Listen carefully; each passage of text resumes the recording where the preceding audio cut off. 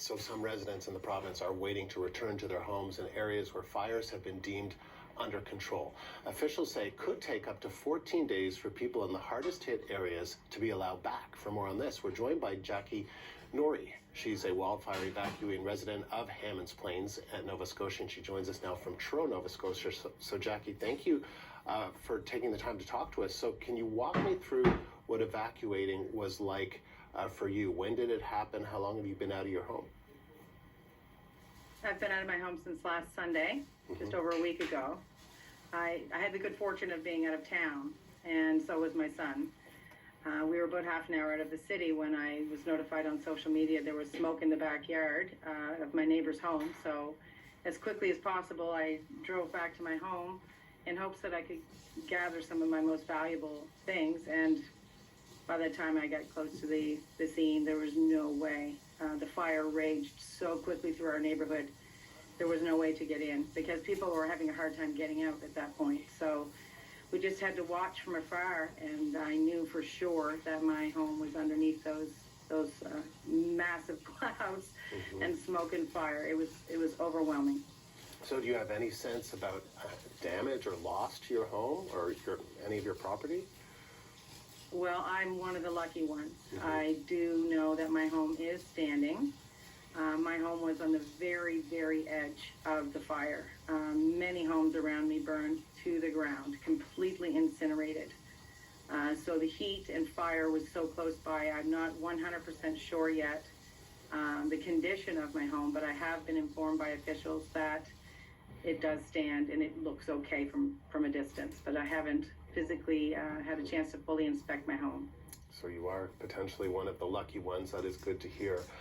What's it been like to be kind of in this situation now for over a week? It's funny, you watch the news a lot and you see people responding to their emergencies and you always wonder if it's going to happen to you.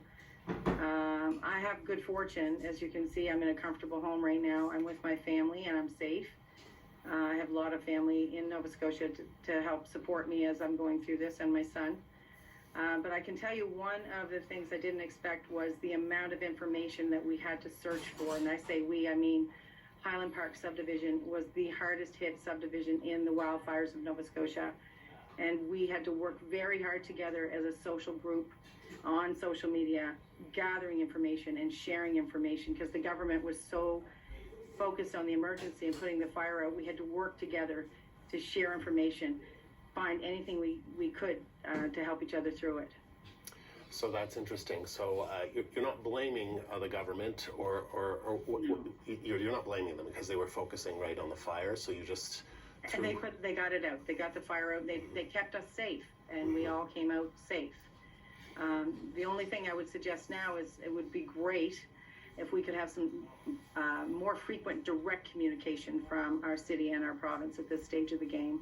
They did gather all of our contact information through our city of Halifax, and they do have a database. So I'm just asking the government of Nova Scotia and the city of Halifax to start regular direct communications to those who are still evacuated. We're still really trying to figure things out. Can we get back to our home? When can that be? How do we stay safe? We need to know a little bit more direct information. We can't guess at this point.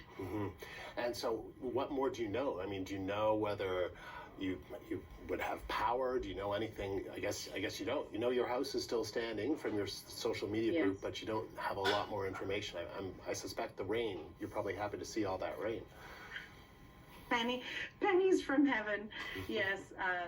But to answer your question, yes, I'm staying very, monitoring the news regularly. And I'm doing my very best as well to share with the people in our neighborhood. The power's still out there. They're restoring power, communications, roads have been destroyed.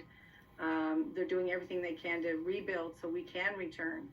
It's more details like that we do need to help us prepare to return to our homes, like the condition of our water. And I do know that the provincial government is providing us with water well tests for free, so we can do that. But we won't be able to do that anytime soon because we can't get to our house. But there are some that have returned, and I want to put a message out. I feel so bad for those in my neighborhood who've lost everything.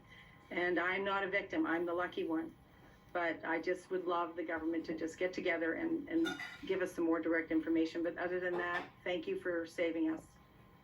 Jackie, thank you for talking to us, and glad that you are safe. Appreciate this very much. And thank you, Andrew.